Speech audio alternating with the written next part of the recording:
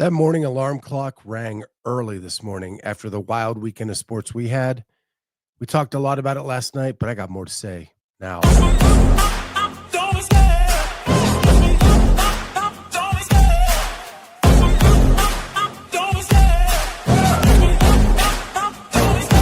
I love the chase and the hunt, and I set the pace when I'm running. I always take what I want and I always give it 100. Don't need a bank, no I'm funded. Play the game like it's nothing. I'm always thankful for something. Don't take for granted, stay humble. Now wake up! It's time to look at the enemy. Look in the mirror if he is no friend to me. What is going on, everybody? It is lunchtime on a Monday. So what's going on? I had my CT scan finally on my sinuses today. So just got to wait for that to head on over to my ENT doctor so we can discuss what the next steps are with my sinuses. Pretty quick and painless, just laid on a slab of metal, got put, well, not metal, but then got put into the big cone of magnets, had all that done. And I was telling Carolyne and Jamie that after the show last night, and they're like, you think with all the technology that we've advanced in this world, there'd be a better way to take a picture of like the inside of the human body that isn't this big tube with magnets circling around. All the other technology that's like been advanced in medical science and around the world in computers and all of that stuff, we still have the big tube with the magnets that is extremely noisy, extremely loud, and very, very uncomfortable. Thank goodness I only had to go in for my head. I didn't have to go the whole way in the tube, but man, wild. Train Olive, CT scans are so uncomfortable. Yeah, but it's over. I have to do a second one like November 25th on my voice box for the pulmonologist. So had to do one today for the ENT, have to do one the 25th for the pulmonologist. I don't know why they couldn't combine them into one. They're so close. Just inch me in the tube a little bit further, get it all done in one foul swoop. But I guess it is for, they get to charge me for both now, right? I guess they don't run a BOGO deal on the old CT scans. So we got a lot of people here already. Sevenistas Refugees. He's here first because we have nowhere else to go. Well, I hope you're here for other reasons, but I get it. Train Olive, Corey Leonard, Shanna Bunce, Joseph Ramirez, Jody Lynn, and Vicky. We got a lot of people in the house already. Craig Pasley and Denise Moore.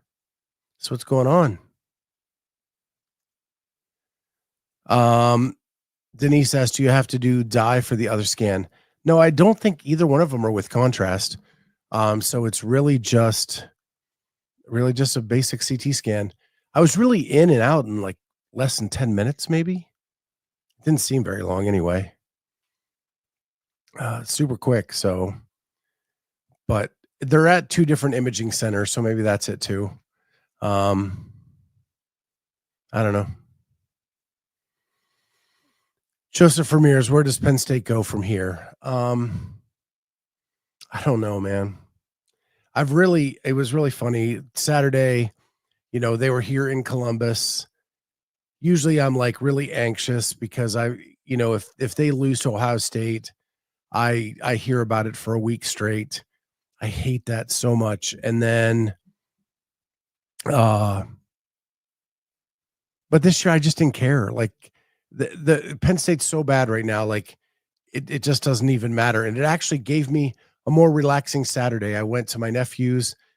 He just had a baby a couple months ago. So we hung out there, got to see the baby, do all that stuff. It was pretty good. So I'm not dwelling on every play of a Penn State game, which has been kind of relaxing. And then I can focus all my attention on the Chicago Bears, who gave me 6 heart attacks yesterday in 2 minutes. Wow, what a crazy, crazy day. Missed last night's live, but just finished watching. Great show as always. Thank you so much.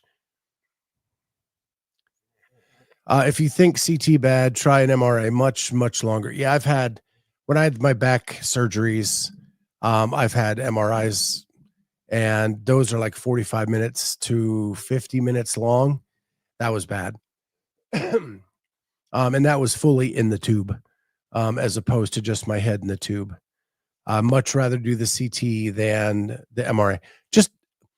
I wasn't saying like the technology thing from a discomfort standpoint. I was saying it like you would think with all the advancements, the way to take a picture inside the person, you would think they'd come up with something different, but maybe there's no need. Maybe they're just happy with what they have, and there's nobody out there trying to solve a problem over that. So I don't know, maybe. So I wanted to take this time to just a huge shout out to Holly Dugan, who is our stats and info person. What she does for us is so unsung. If you ever go to our videos after the live, almost all of them are chaptered out. You can look at the bottom of the screen, and you can see all of the topics that we talk about throughout a show. She is responsible for all of that. She puts that in there. I just copy and paste it into the show notes, and it automatically populates into the YouTube, where you can then, if you just want to see a topic we've talked about, you can go directly to that, and that is all Holly. And I thank her for that.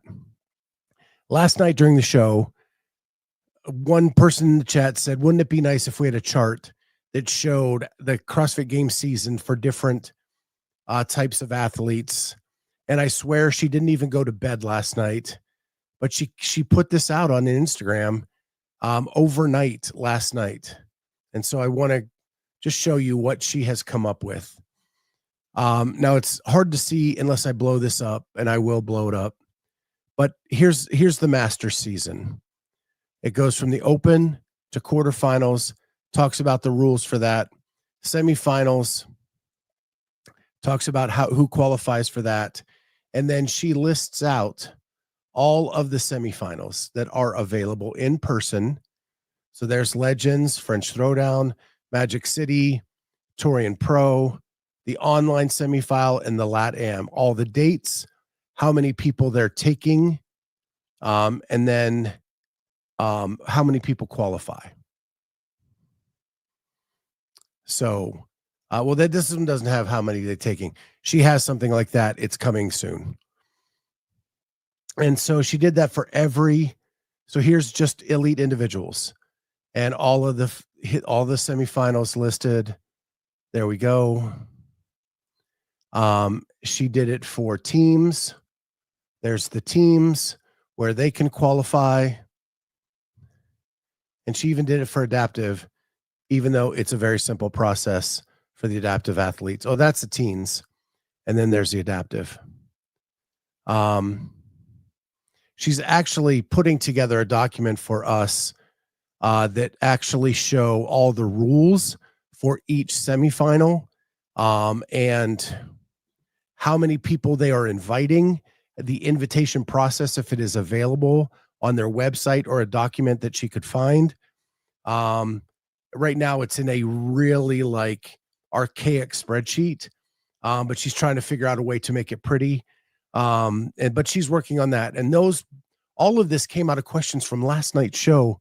And here we are this morning. We already have all these products she's put out there and this spreadsheet that you wouldn't even believe. Like, it takes, say, Syndicate Crown, and it says, the spreadsheet says how they're inviting people to that event, how many people are qualifying from that event, and everything. It's just so much stuff. And she deserves so much credit. If you're not following her on Instagram, go give her a follow. It's at DataWad. She does so much for us. Every time there's a competition this weekend, especially, like, all of the leaderboards that come out on our website or on our Instagram are from her. She does all the leaderboards, who won every event, top 5, and then the standings after each day. She's just incredible. And I just want to give her kudos for doing all that, because it gives us a presence that we wouldn't have otherwise. And what I love the most is when I go to like an athlete's page and I see that she has changed, that athlete has shared our leaderboard because of how Holly does it. And it looks so good that she just keeps doing this, and they share them, and she tags everybody in that. It's so cool. I saw a ton of them being shared this weekend, and that's why we did it initially. We did it for Legends a couple years ago, and the athletes loved it. And they just started sharing them, and it gave them something other than a leaderboard to share, something that was pretty and that was formatted for Instagram, as opposed to going to Competition Corner and trying to screenshot it all. So Jonathan, she should keep it as a Google sheet, and when you click on the comp, it gives you the notes on the separate sheet. She's doing all of that stuff. But she's not a Google person. She's an Excel person. So it's all in an Excel spreadsheet that she's working on right now. And if you didn't see her running charts, let me see if I can find that real quick. Like the creative stuff she's done. Let me do this one and share.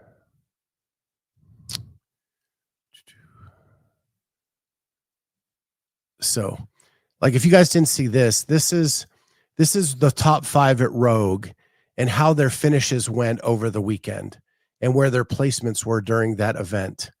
So you can see like that Lucy Campbell and Olivia Kerstetter started off low and then had to bounce back, and how it fluctuated throughout the week. These are the things she's putting together. She did this last night as well, which is really crazy. So I just love the effort she's putting in, and I could not appreciate her anymore. Really pumped for all the stuff she's putting out. Wanted to take a second to give her due, because most of the stuff, and I know other people in the space like Savon talk about his team and how you don't have to tell them anything, they just do. That is Holly. I don't even have to ask her anything. Now, if I do ask her something, I usually get something within a few hours. But most of the time what she puts out is all her own idea, or she heard something on a show, and so she's reacting to the audience or the chat. But yeah, she just does, which is really, really awesome. And then she shares it with me. And what was crazy is she put out so much overnight. This morning, she sends me a text apologizing for putting out so much content. And I was like, wait a second. Do not apologize. Keep it coming. You are awesome. No need to apologize. You do you, and I am here to support every single bit of it. So, I wanted to go back and talk about a couple things from last night's show that kind of stuck with me a little bit. And one is the innovations that Rogue brings every year. You can pick apart different things if you want to, but this year, what they did with the broadcast, we've been talking for weeks before Rogue launched about how Hamilton Road's production of a CrossFit event has not changed since 2012. It's been the same graphics, the same storyboard, getting into the event and out of the event that has been there for 13 years. And what I loved about what Rogue did is they're always trying something new.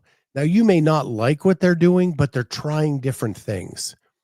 And some of the innovations I thought were spectacular. Now, whether they're affordable for another production company to do like the CrossFit Games or not, I don't know. Whether the CrossFit Games even watches what happened at Rogue to take notes on that and try to do something different. I'm not even sure I'm confident in that.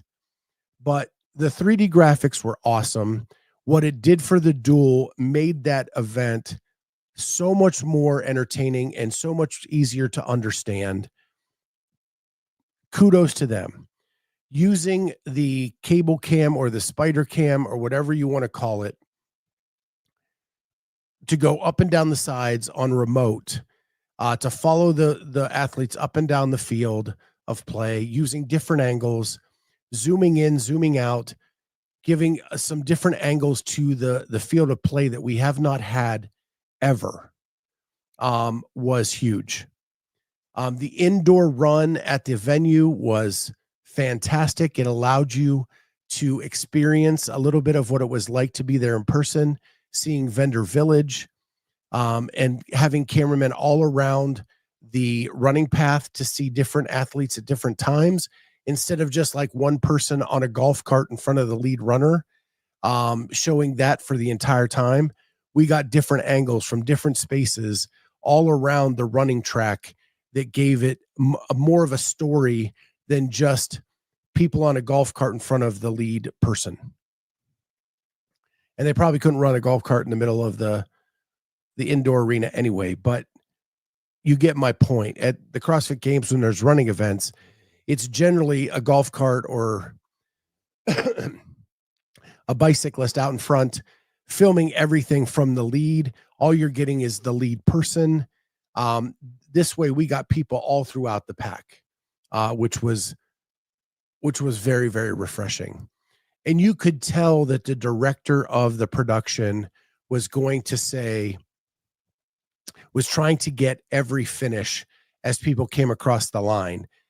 They would watch the lead person come through and start to look at them a little bit, but then flashed immediately to the next person as they were crossing the line. Did they get that perfect every time? No, but you could tell that the effort was there to not just hang out on the winner longer than it took for the second person to come across the finish line. So the innovations that they have come up with, the things that they try are awesome. I know last night we talked about that they gave away the what they used to call the tailgate show for free, which was you could go on the website and you could actually go picture in picture up to 4 items, 4 cameras that were in the arena, and show them all at the same time. So you could have the cable, what they called the cable view. You could have the side view, a ceiling cam. You could have like an end zone wide shot. And then they had a leader cam. And you could put all of those up at the same time and get different angles and see different things of the race all at the same time.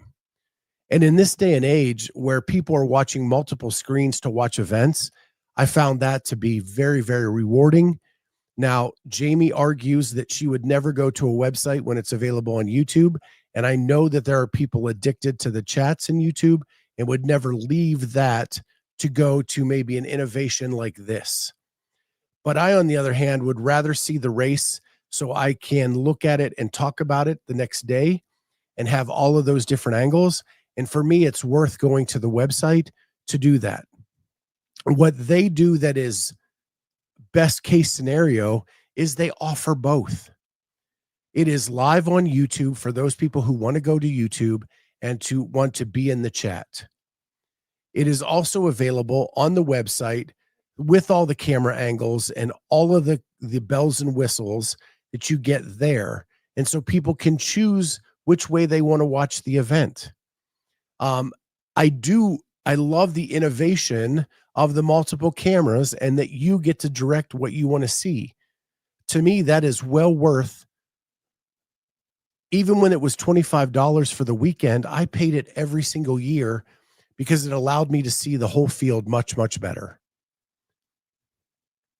But I get it.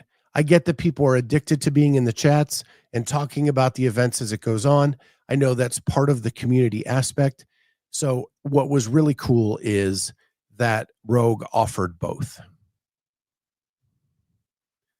So that's what I want to say about that, because there is this other entity, and as CrossFit would say right now, heading into my smear campaign, there's this other entity, WFP, that keep saying they want to be innovating, they want to do these things, but they're doing it in a way where it's either all or nothing. And they may have good reasons why that is. They may have perfectly fine explanations why they can't be on YouTube.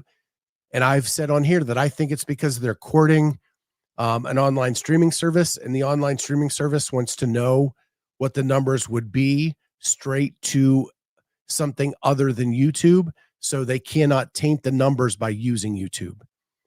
But regardless, it's all or nothing. And what's happening with them is they're losing interest in that because it's rip off the Band-Aid. We're going all the way over here and you're going to like it. And then there are people that are just addicted to being in the chat who do not like it. So that's what I'll say about that. Like, it's not a smear campaign. It's just your business plan, and your business plan was to make a mass change. And that mass change meant you're switching everybody from one way to another. And there are people that are going to ride against that. So, what is WFP, Jody? Joseph says it, some Bush League thing. Yeah. It's a league that I hope was watching Rogue and saw how they did things, and maybe will change the way their outlook as to how to cover an event. Last night I was talking about the lighting. WFP is so into their lighting, yet Rogue takes their own lighting rig as well to an event. And what they had last night or this weekend was off the chain. It was so crisp around the edges. You could see every lane plain as day. You could see the finish line the whole way across. There were no shadows or darkness to it. And it made it a very awesome viewing experience for the spectator at home. But it also had like different colored lights. It had different things going on that I hope that the WFP looked at and said, that's what we have to be more like, not having an event in the shadows. I don't know what that, and I like what they're trying to do. And I like that they have the spotlights coming down the field telling the story, but there's just misses along the way that are making it easy to pick on them about.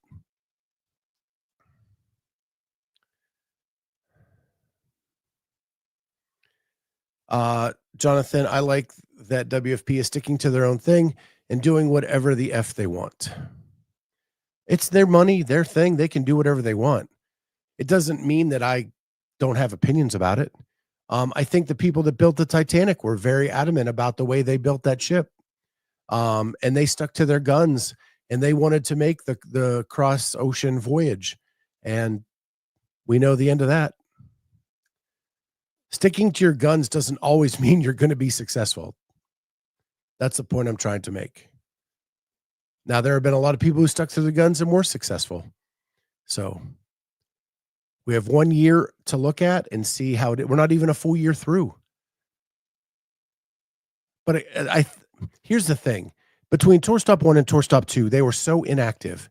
And I made comments about that and got shit from everybody about it. But here we are between Tour Stop 2 and the championship, and you're not seeing any content from them again. It's like they all just stopped. How do you keep interest in a league that's going the whole year long when you stop activity coming out from your entity for months at a time, when there's a dead period or a lull in the sport itself? It makes no sense. And they're doing it again. But it's their money. It's their league. They can do it how they want to do it. I find it to be a horrible, horrible business plan when people are starving for content, because there were weeks before Rogue, like we had until Crash, like from the end of Wadapalooza SoCal to Crash, nothing. Then we had Crash and Rogue. Now we're going to have nothing until Copenhagen. I hope to God they put out some stuff promoting this or promoting the athletes, because right now there's like nothing going on. And what are the media going to talk about? But I think that the WFP doesn't want the media to talk about them because they're afraid what they're going to say. So I don't know. We'll see.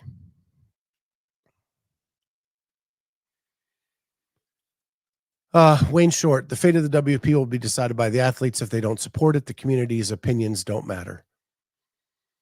I know, but I run a talk show, so we're about opinions.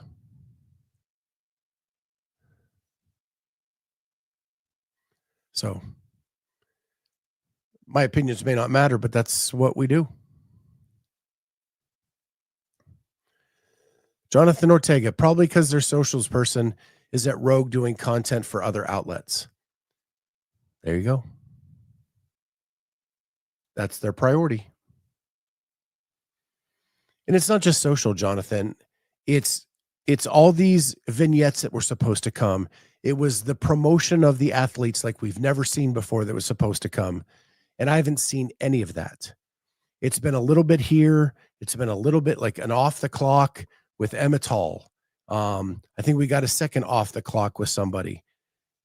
That's not promoting the athletes like they promised. And now I think they have a huge PR problem, and because people are saying there's too many things going on, and maybe they're going to have to prioritize one over the other. And it sounds like from a lot of people, that it's going to be the CrossFit Games season as opposed to WFP. So I just think they have a huge PR problem, and that's when I would be out there attacking with content and promoting the athletes. So, Dave Anderson, where will Rogue go next year? So I have no inside information on this, but what I heard Katie say on Coffee Pods and Wads was talking about how they're expanding Rogue Columbus to go from 4 buildings here in Columbus, because that's where I live. They have 4 buildings across the city. One of those buildings is a big major HQ, which they have built and expanded once already. Katie said their plans are to expand it again to consolidate down to 1 building again. And what I heard in the way she said it was, I think she'd like to have it in Columbus next year to show off the new expanded Rogue. Now, I might be reading more into that than was there, but that is how I heard it from her. And I'm not trying to start a rumor, because she definitely did not say where they're going.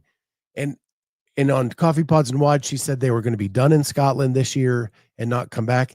And then on Savon over the weekend, she kind of walked that back a tick and said that most likely they're not going to be in Scotland next year. But she didn't want to talk about the future until she was done with the weekend. So I guess we'll see what happens with all of that. But I, for one, would be ecstatic if they came back to Columbus. Just makes my life way easier to cover it, because I can do it from the comfort of my own bed. And I loved it when it was there in 2019, and they were a semifinal that qualified people to the games. That was one of the most fun competitions I've ever been to, and it was like a huge party.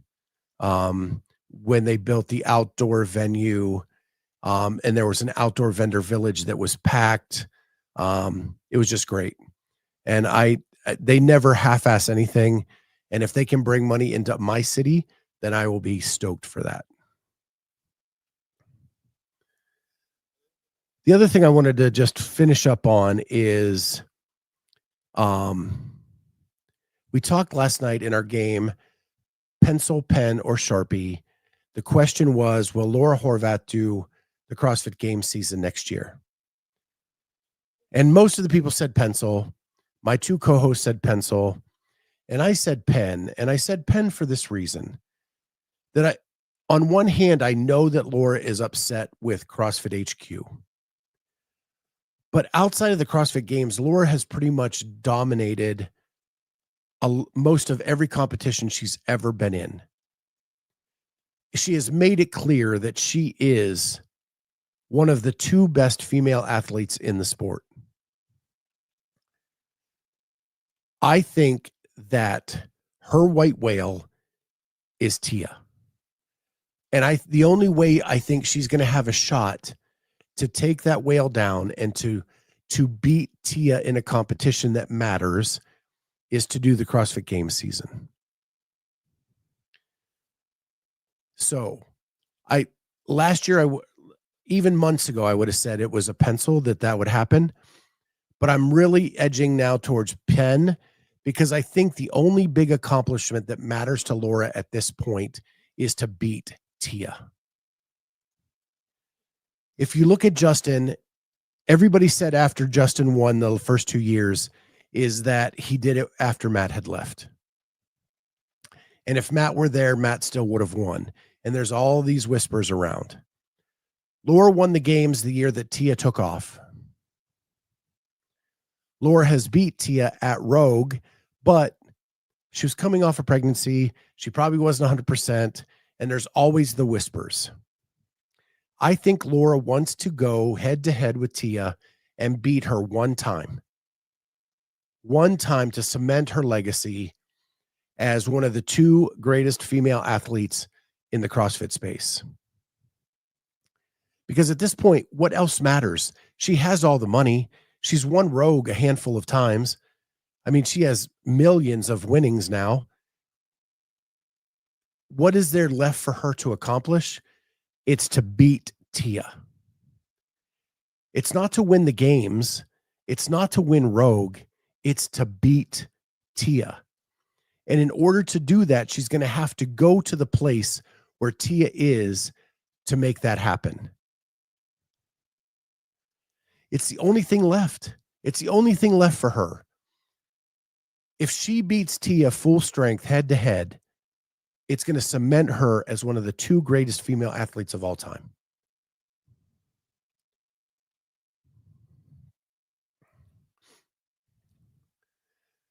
Agreed that she should, but good luck beating Tia, Claire, Toomey, or. Well, I didn't say it was easy. But I bet if you asked Justin, he would have preferred to beat Matt. I don't know if he would say that out loud to the press at this point in his career, but I'm betting if you asked him his feelings back in 21 and 22, he would have hoped that he could have beaten Matt to get his first title.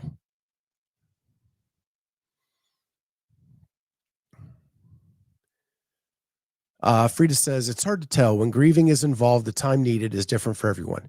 I don't disagree with you at all. And that's why I didn't go Sharpie either.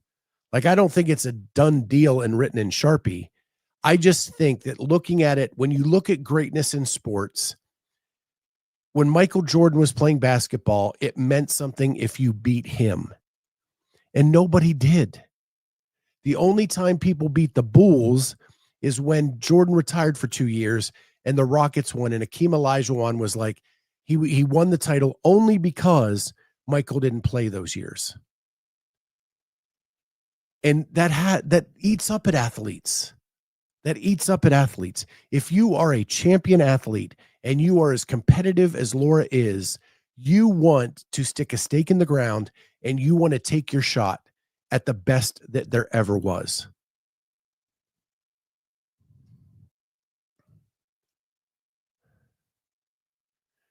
Right now, Laura has the best shot of beating Tia with her skill set. Laura has one weakness. And I think that Laura has a shot to go head to head with her. Whether she wins or not, I don't know. Because when you're so obsessed over the one thing that you need to complete your career, that comes with a lot of mental issues that you have to overcome. Right? They like when Tiger wore red on Sunday or Michael Jordan was in the playoffs, those players knew that person was great and it was going to take an exceptional performance to beat them. And so Laura is going to have to know when Tia's wearing that leader jersey that she has the ability to beat her still. And that takes an extra to get there.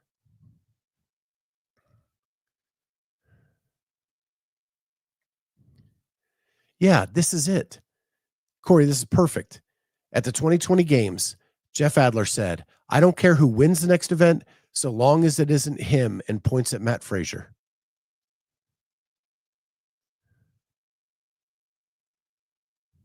Something tells me it won't happen in 2026. He hasn't posted a video in 2 months. Pregnant. I don't disagree with you.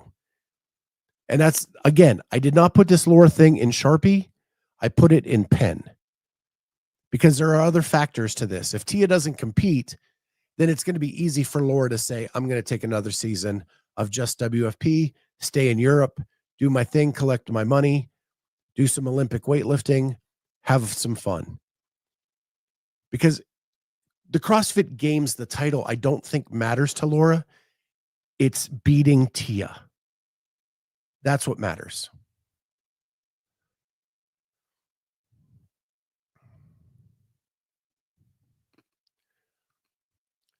Laura only beat her when Tia was like 6 months postpartum. Laura is great, but I don't think she can take Tia in 2026. I'm not predicting the winner, dude. I understand what you're saying exactly. But as a competitor, listen to the guys that played basketball in Jordan's era, like the Charles Barkleys, the Karl Malones, the Akeem Olajuwons, the Isaiah Thomases. They wanted to beat Jordan. They wanted to beat Jordan's Bulls. None of them did. But that was their white whale. That was what they wanted to go after.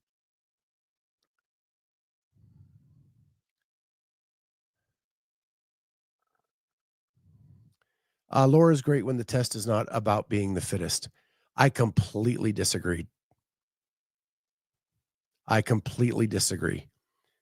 The only thing that prevents Laura from winning events is handstand push-ups with a deficit.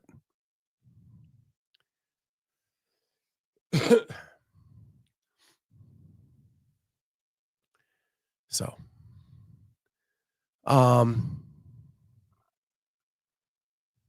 so there it is.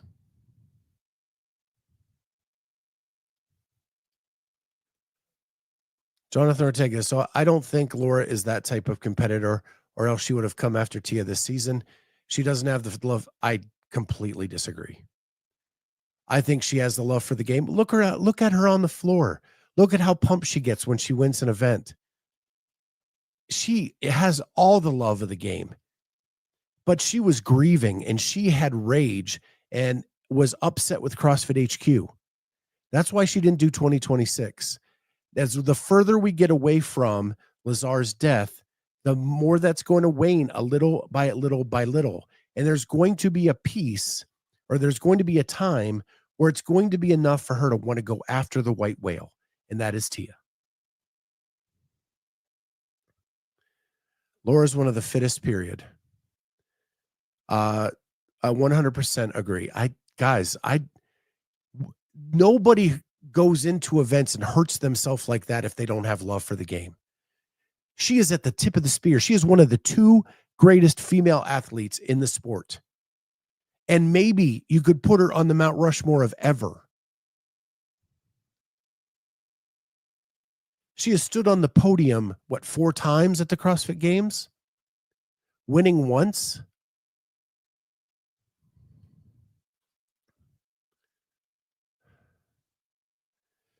Mike DeVito, I definitely understand what you're saying now, and that makes sense. But if it is her white whale, she needs to put her issues with HQ aside and show up. And I don't think she has the mental side. A lot had rage and still showed up and handled business. You have to be mentally tough to overcome adversity like that. Some did, Laura did not. And just like the commenter said earlier, and I think it was Frida, said that everybody grieves differently. And that time can be different for every single person. Go back and look at the 2024 Rogue Invitational and the interview style that Laura had with the on the floor mic. I think it was Kiki back then too. Then look at this year and how she was in her interviews with Kiki. There is a difference in Laura from last year to this year. I'm not saying she's over everything, but I'm saying that where time does help heal some wounds. And her wounds just need to be healed enough for the pros to outweigh the cons of going to the CrossFit Games. Exactly, Train Olive. She has a different air about her recently. I like this version of Laura.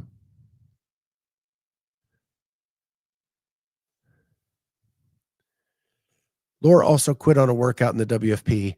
I know it's just the WFP, but Tia would never have done that.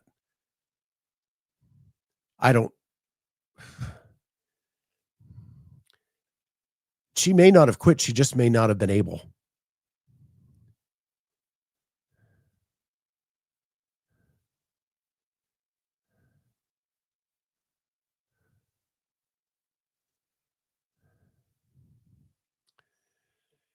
When Kobe passed away, how many players showed up to the court right after?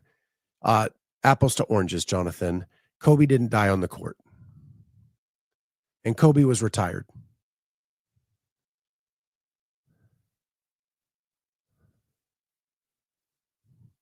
We're all making assumptions about Laura's mindset and why she's making the decision she is. All the speculation doesn't make it fact. I'm just putting a theory out there. That's all, just for something to talk about. Because love or hate her, she is a phenomenal athlete. And I think that people look at it and they discredit her fitness or her ability because she's unlike other athletes in the space. But that may be what makes her special.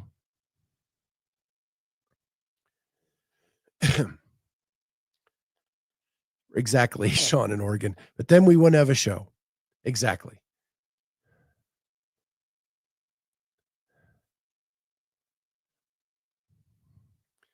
Mike DeVito. And I like Laura a lot. She's a solid athlete in so many ways. That might not come across right now, but I do. LOL. So it's just a theory. It's looking at when I've watched sports my entire life, and I've watched greatness, and I've watched people want to become great themselves. And the way to become great yourself is to hang with those that are great already or beat those that are great already. You know, we have the phrases like the student becomes the master, things like that, because one, of Star Wars, but two, because the apprentice has learned enough about being great that they overtake the person who is currently great. There are still golfers who talk about Tiger like he's still there because of the runs he made, and none of them can match what he did on the course. And they still talk about it. And you know, if they're talking about it, it's in the forefront of their mind that they want to be able to do what he did to show that they're as great as he was.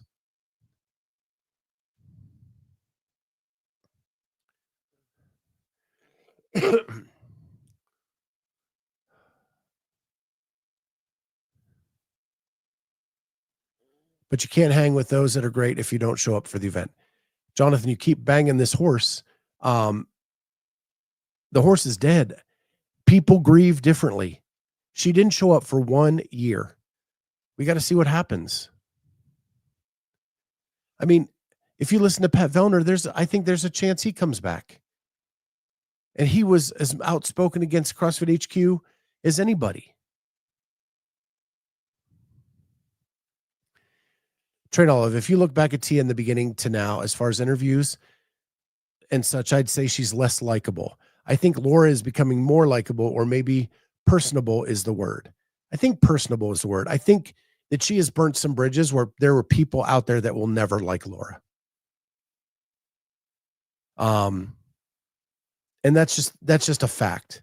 It doesn't mean that she can't become more personable and maybe convert some people over to likable. But I think for some, she's already burnt that bridge. And that's why people don't think I think that is why people give her less of a chance to be great, or to be on the Mount Rushmore, or to be the person that can take down the white whale.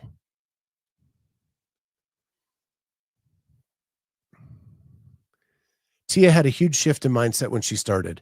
So there's always room for change and growth.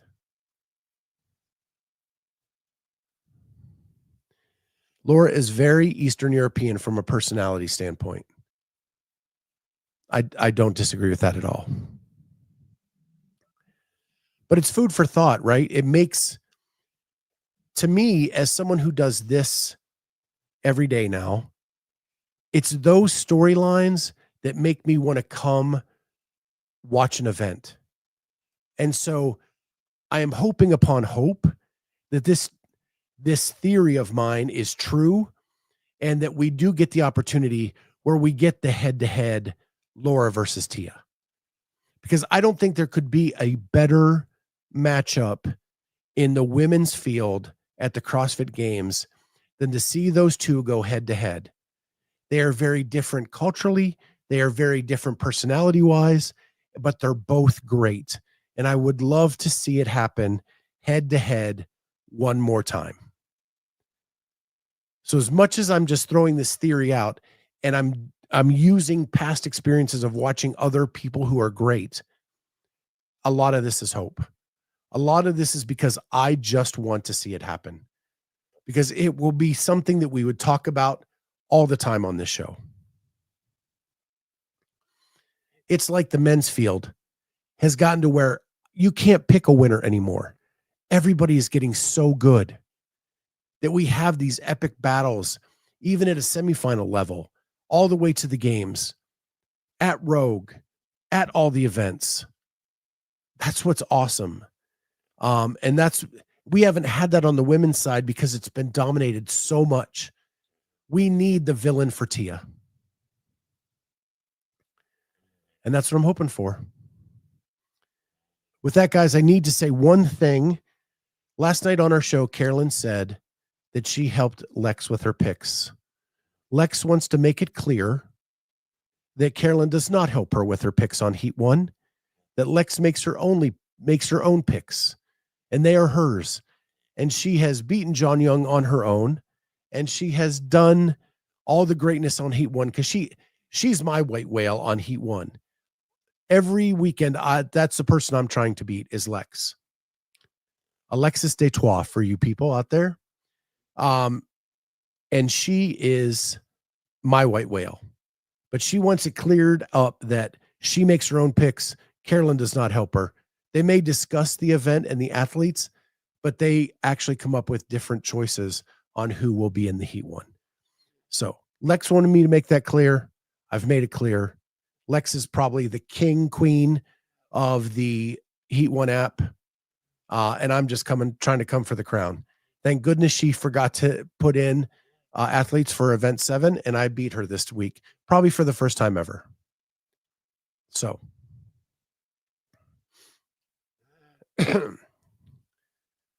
I think Alex Gazan is going to be trying to be the villain in Proven's comments. More information, please. Trained Olive. I've seen HWPO posts about Alex because that's who she's with now. So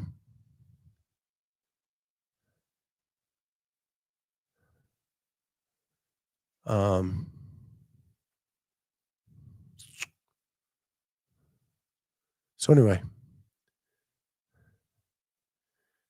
I didn't see any proven comments on anything, but again, I don't dive into the comments very much, especially when I'm busy, which I have been for the last couple of weeks.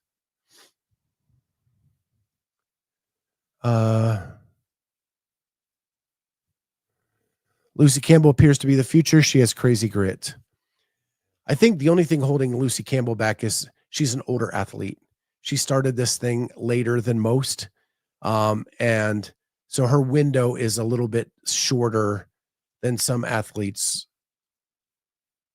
Than some athletes are, or is, or whatever. I love Lucy Campbell. She is one of my favorite athletes. Every conversation I've had with her has been remarkable. And if you noticed, she's the superhero in the comic on the thumbnail for this show today. And I think she's awesome. But I think if Alex Gazan can stay healthy, she is going to be the future of the sport as well.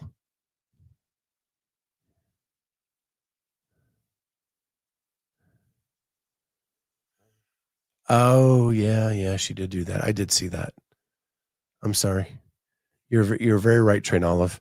There was a post about Tia keeping the jersey and not giving it up, and Alex said something like, "I'll be trying to take it."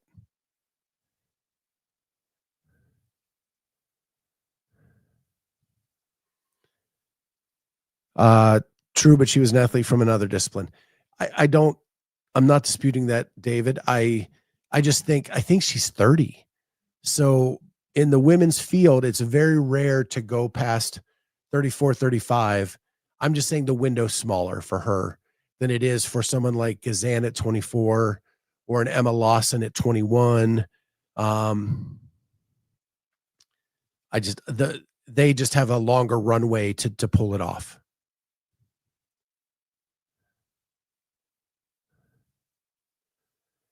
That's not Alex being a villain, though. That's the type of fun trash talk we need more of in this sport. Yeah, and um, I think if you know Alex, it was probably all said in fun. But the Alex I used to know would never have said that because her confidence level wasn't where it needs to be a champion. And I think it is now.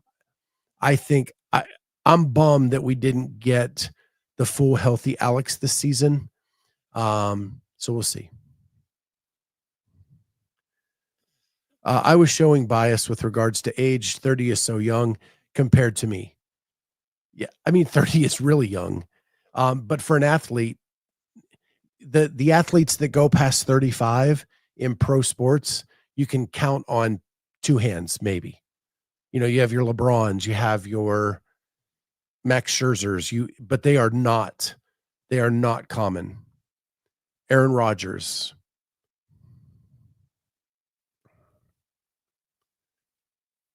To come back from that accident and do what she did at Rogue is simply amazing. It was. She looked great. I think she looked tired on Sunday, but a lot of athletes did. But I think the Alex that could train fully would be less tired than she was this week. So I'd love to see her at full conditioning moving forward.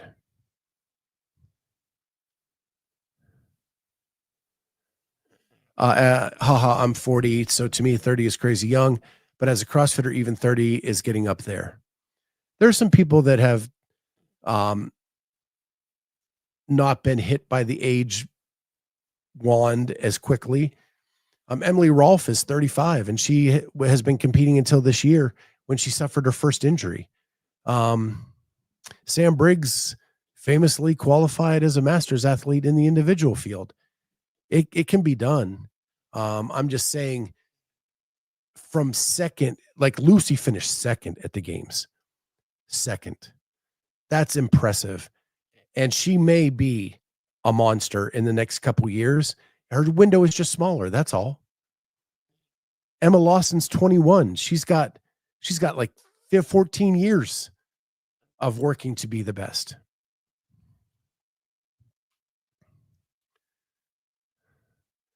Five AM Squat Club. I'm getting younger all the time. There you go. CrossFit reversing age. One workout at a time. Briggs isn't human. I'm convinced she's a cyborg that got left in the past after failing to get John Connor. Yeah. I think there's a lot of speculation. But hey, she's a firefighter here in Ohio. And if my house is on fire, I want her saving my ass. I'll tell you that. No questions whether she's fit enough to get my house taken care of and my family out safe and sound. She's one of the coolest humans ever. I'm going to finish on this. I've said this on this show a couple times. When I was doing the open at CrossFit Polaris, I was standing over my deadlift.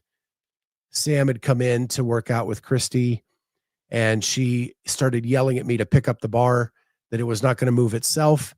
And then she got right beside me, yelling at me the whole time. And it was a burpee deadlift workout in the open a couple years ago. Nothing worse than having Sam Briggs yell at you to finish out that open workout. I did way better than I ever planned on doing. But it's also one of the coolest moments I've ever had in my life. And I picked up the bar. So with that, on that story, we're going to get out of here. Don't forget to like and subscribe to the channel. We appreciate that. It helps the algorithm so much. And if you want to become a member and help support the show, you can do it for as low as $2.99 a month. That's like a half a cup of coffee at Starbucks. And that helps just pay for the software to get this up and running every day. So with that, we appreciate each and every one of you. We love you so much and can't wait to see you tomorrow on Lunch with the Clydesdale. Bye, guys.